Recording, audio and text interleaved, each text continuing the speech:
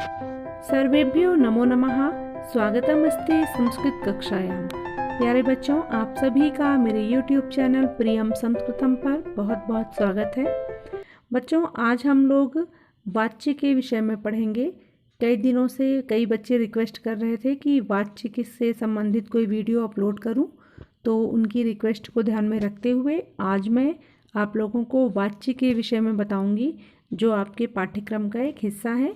तो आइए शुरू करते हैं आज की इस वीडियो को। सबसे पहले हम ये देखेंगे कि वाच्य किसे कहते हैं। वाच्य को इंग्लिश में बोलते हैं वॉइस।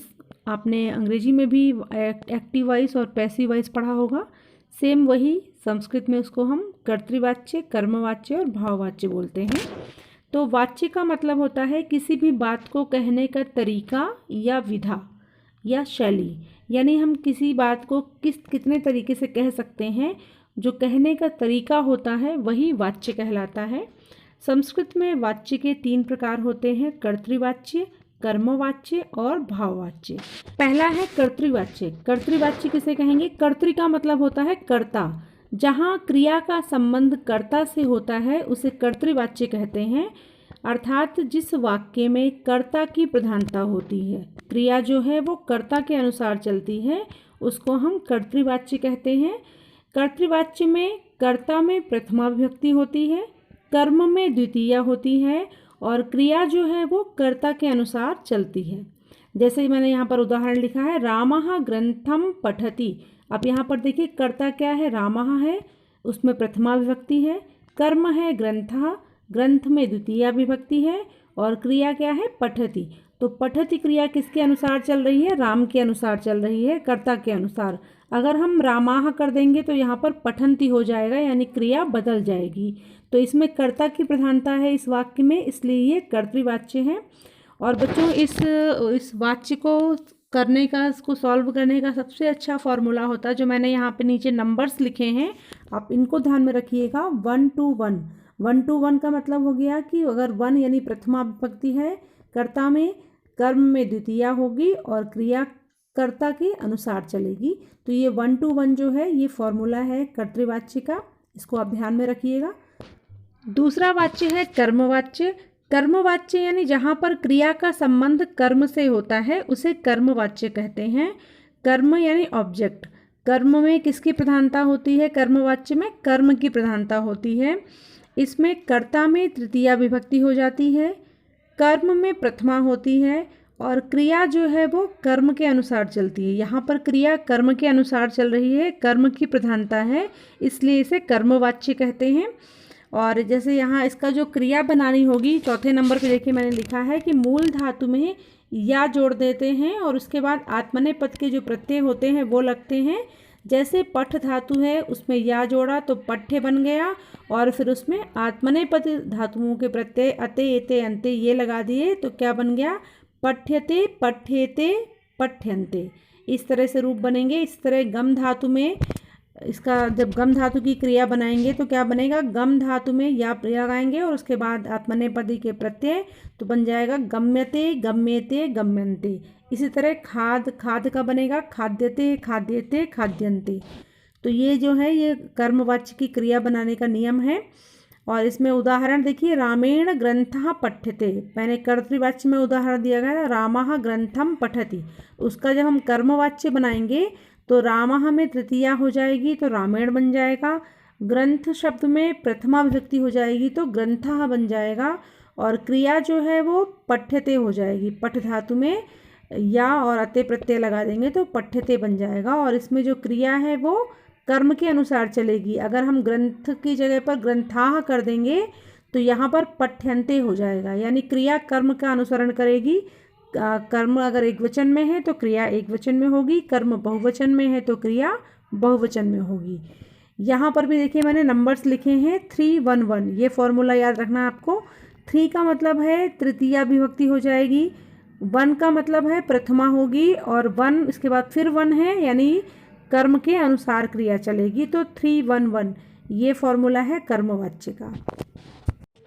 बच्चों, तीसरा वाच्य है भाववाच्य। भाववाच्य में ना तो कर्ता की प्रधानता होती है ना कर्म की, बल्कि भाव की प्रधानता होती है।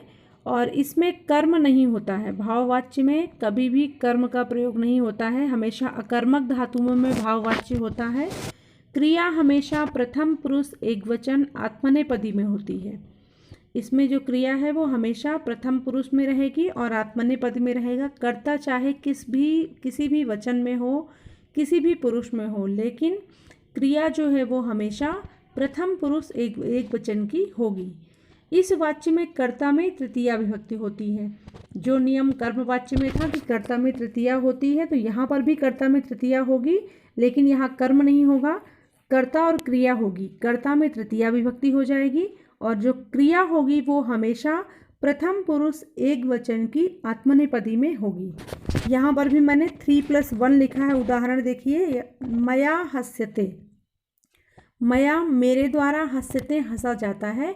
तो यहाँ देखिए अहम का तृतीया में मया हो गया, यानी क्रिया में तृतीया विभक्ति लग गई, कर्ता में तृतीया विभक्ति लग गई और क्रिया जो है हस्यते है, यानी प्रथम पुरुष एक वचन की है।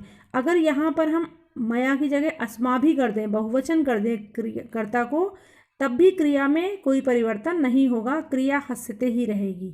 अगर हम मया की जगह पर बालकैः कर दें, बालकैः हस्यते, तब भी क्रिया में कोई चेंज नहीं होगा, यानी क्रिया कोई भी कर्ता कोई भी रहे, क्रिया हमेशा प्रथम पुरुष एकवचन की आत्मनेपदी में होगी।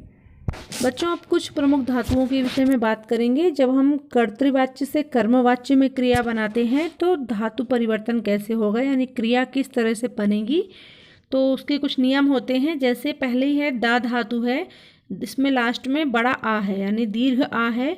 जब धातु के अंत में दीर्घ आ होगा तो उसका जब हम कर्मवाच्य में बनाएंगे तो आ की जगह पर ई हो जाएगा, तो यहाँ पर बन गया है दीयते। इसी तरह पा है, पा में भी आकारांत क्रिया है, ये लास्ट में बड़ा आ है तो उसका भी ई हो जाएगा, तो बन गया पीयते। फिर देखिए पठ में नहीं है तो पठ में केवल या जोड़ेगा और ते लग जाएगा, पठ्यते। लिख का लिख्यते, लभ का लभ्यते, गम का गम्यते, खाद का बनेगा खाद्यते। अब देखिए यहाँ पर नी धातु में बड़ी ई है, तो यहाँ पर नी का क्या बन जाएगा, नीयते। ज्ञा का बनेगा ज्ञायते, त्रा का त्रायते, पच का पच्यते, पा का पायते, यज का इज्यते, रक्ष का रक्ष्यते, वस का उस्यते और सेव का सेव्यते। ये कुछ प्रमुख धातुएं थी जो आपके प्रयोग में आ सकती हैं। बच्चों, अभी तक हम लोगों ने वाच्य से संबंधित नियमों को पढ़ा है। अब हम उसके उदाहरण को देखेंगे, किस तरह से आपकी परीक्षा में प्रश्न पूछे जा सकते हैं, उनको हल करके अभ्यास करेंगे। पहला प्रश्न है अहम डैश नमामि। अब यहाँ पर देखिए पहले आपको ये पहचानना है कि ये कर्तृवाच्य है या कर्मवाच्य है, तो आपको अपना फॉर्मूला याद रखना है। कर्तृवाच्य में क्या होता है 1 to 1, कर्मवाच्य में 3 1 1 और भाववाच्य में 3 1। तो यहाँ पर देखिए कौन सा लगेगा, कर्ता क्या है अहम, अहम यानी प्रथमा विभक्ति में है, तो ये कर्तृवाच्य है। और इस क्रिया जो है वो नमामि कर्ता के अनुसार चल रही है, तो इससे कंफर्म हो गया कि ये कर्तृवाच्य है। अब हमें इसमें कर्म लगाना है, तो ऑप्शन में देखते हैं। पहला है माता, दूसरा है मातरः, तीसरा मातरम, चौथा है मातरि। तो यहाँ पर कर्मवाच्य में कर्म में कौन सा शब्द है, द्वितीय विभक्ति में। यहाँ पर आपका सही उत्तर होगा गा नंबर मातरम, अहम मातरम नमामि। दूसरा है सैनिकैः देवा देशः डैश। अब यहाँ पर देखिए सैनिकैः तृतीया बहुवचन का रूप है, यानी यहाँ पर 3 1 1 वाला फॉर्मूला लगा हुआ है, तो ये कर्मवाच्य का उदाहरण है। तो सैनिकैः देशः डैश, क्रिया लगानी है आपको देशः के अनुसार, यानी देशः जो है वो प्रथमा विभक्ति में है, तो क्रिया भी प्रथम पुरुष एक वचन में होगी। यहाँ पर देखते हैं क्रिया क्या होगी। ऑप्शन में है रक्षति, रक्षन्ति, रक्ष्यन्ते और रक्ष्यते। अब यहाँ देखिए रक्षति और रक्षन्ति नहीं होगा क्योंकि ये कर्तृवाच्य की क्रिया है, आपको गा और घा में से एक चूज करना है। तो रक्ष्यन्ते भी नहीं होगा क्योंकि देशः जो है वो एक वचन में है, तो क्रिया भी एक वचन में होगी। तो आपका सही उत्तर होगा घा नंबर रक्ष्यते, सैनिकैः देशः रक्ष्यते। तीसरा प्रश्न है अध्यापिका संस्कृतम डैश। ऑप्शन में है पाठयति, पाठयन्ति, पाठयसि, पाठयामः। अब यहाँ पर भी देखिए ये कर्तृवाच्य का है क्योंकि अध्यापिका में प्रथमा विभक्ति लगी हुई है, तो क्रिया भी प्रथम पुरुष एक वचन की होगी। अब यहाँ प्रथम पुरुष एकवचन की क्रिया कौन सी है? का नंबर पर है पाठयति, तो यहाँ हो जाएगा अध्यापिका संस्कृतम पाठयति। चौथा प्रश्न है डैश चित्राणि रचयन्ति। अब यहाँ पर देखिए रचयन्ति और चित्राणि दो शब्द दिए हुए हैं, यानी कर्ता में द्वितीया है, कर्म में द्वितीया है और क्रिया जो है वो कर्ता के अनुसार चल रही है। तो यहाँ पर भी आपको कर्ता देखना है, यानी कर्तृवाच्य का वाक्य है ये, तो कर्ता इसमें क्या होगा? बालकाः, खा नंबर। पांचवा प्रश्न है क्षमया किम न डैश। अब यहाँ पर क्रिया आपको देखनी है, पहली है सिद्ध्यति, दूसरी है साध्यन्ते, तीसरी है सिद्ध्यन्ति और चौथी है साध्यते। तो यहाँ पर सिद्ध्यति और सिद्ध्यन्ति ये दोनों नहीं होंगी क्योंकि ये कर्तृवाच्य की क्रिया है। ऑप्शन में है साध्यन्ते और साध्यते, तो यहाँ पर जो सही उत्तर होगा वो होगा घा नंबर साध्यते, क्षमया किम्ना साध्यते। प्रश्न संख्या 6 है डैश शत्रुन जयति। अब यहाँ पर देखिए जयति लिखा हुआ है और शत्रुन द्वितीया विभक्ति का रूप है, यानी कर्म में द्वितीया लगी हुई है, तो ये कर्तृवाच्य का वाक्य है क्योंकि उसका फॉर्मूला क्या होता है? 1 to 1। तो यहाँ पर आपको कर्ता देखना है, कर्ता में प्रथमा होती है हमेशा। तो देखते हैं पहला क्या है? राजा राजानः, राज्ञे राजानौ। तो यहाँ पर देखिए सही उत्तर होगा आपका राजा, क्योंकि जयति जो है वो प्रथम पुरुष एकवचन की क्रिया है, तो कर्ता भी प्रथम पुरुष एकवचन का होगा, तो यहाँ पर होगा राजा शत्रुन जयति। सातवां प्रश्न है साधुभिः डैश क्रियते। साधुभिः जो है वो तृतीया बहुवचन का रूप है, यानी ये कर्मवाच्य का वाक्य है, इसलिए यहाँ पर 3-1-1 का फॉर्मूला लगा हुआ है। तो यहाँ पर आपको कर्म ढूंढना है। कर्मवाच्य में हमेशा प्रथमा होती है जब वो वाक्य कर्मवाच्य में होता है। 3-1-1, तो यहाँ पर देखिए प्रथमा में कौन कौन से रूप हैं? देशाटनस्य, देशाटनम, देशाटनानि और देशाटने। यहाँ पर खा जो है वो सही उत्तर होगा देशाटनम, तो यहाँ हो जाएगा साधुभिः देशाटनम क्रियते। आठवां प्रश्न है बालिका डैश रचयन्ति। बालिकाः डैश रचयन्ति, कर्तृवाच्य का सेंटेंस है ये। आप फॉर्मूले से सेंटेंस को पहचान लेंगे। इसके बाद आपको यहाँ पर कर्म देखना है, कर्ता और क्रिया लिखी हुई है, कर्म में द्वितीया लगती है कर्तृवाच्य में, तो यहाँ देखिए द्वितीया का रूप क्या हो जाएगा? ऑप्शन में है माला, मालायाः, मालम और मालाः। यहाँ पर सही उत्तर होगा घा नंबर मालाः। मालाः जो है वे द्वितीया बहुवचन का रूप है। नौवां प्रश्न है डैश गृह कार्यम क्रियते। यहाँ पर क्रियते क्रिया लगी है, यानी ये कर्मवाच्य है, और गृह कार्यम है यानी कर्म भी है, इसलिए ये कर्मवाच्य में आएगा। और कर्मवाच्य में कर्ता में क्या लगता है? तृतीया विभक्ति लगती है। तो यहाँ पर देखते हैं तृतीया का रूप क्या है? छात्राः नहीं होगा, प्रथमा का है ये। छात्राः भी नहीं होगा।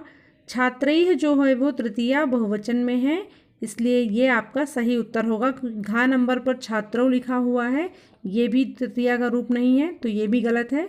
तो आपका सही उत्तर होगा गा नंबर, छात्रैः गृह कार्यम क्रियते। 10वां प्रश्न है पिता पुस्तकंदुकानि डैश। ये कर्तृवाच्य का है क्योंकि पिता में प्रथमा एकवचन विभक्ति लगी हुई है, तो यहाँ पर क्रिया पिता के अनुसार चलेगी, यानी प्रथम पुरुष एकवचन की क्रिया होगी। ऑप्शन में है आनयन्ति, आनयति, आनयामि और आनयतः, तो यहाँ सही उत्तर होगा आपका खा नंबर आनयति, पिता कंदुकानि आनयति। तो बच्चों ये था आपका वाच्य से संबंधित वीडियो। इसमें मैंने संक्षिप्त में आपको नियमों को समझाया है और कुछ उदाहरण भी दिए हैं। आप सभी को पता होगा कि आपकी परीक्षा में पूरा सेंटेंस बदलने के लिए नहीं आएगा, वहाँ पर रिक्त स्थान रहेगा, आपको कर्ता, क्रिया और कर्म वहाँ पर फिल करना होगा। तो आपको अगर नियम पता होंगे तो आपके जो उदाहरण होंगे वो हमेशा सही होंगे, आप गलती नहीं करेंगे। इसलिए नियमों को ज़रूर याद कर लें और शब्दों के शब्द रूप, अगर शब्द रूप आपको याद होंगे तभी आप प्रथमा विभक्ति से तृतीया में परिवर्तित कर पाएंगे। तो आप शब्द रूपों को याद कर लें और वाच्य के नियमों को ध्यान से पढ़ लें, क्योंकि उदाहरण कोई भी आ सकता है, ज़रूरी नहीं कि यही उदाहरण आए।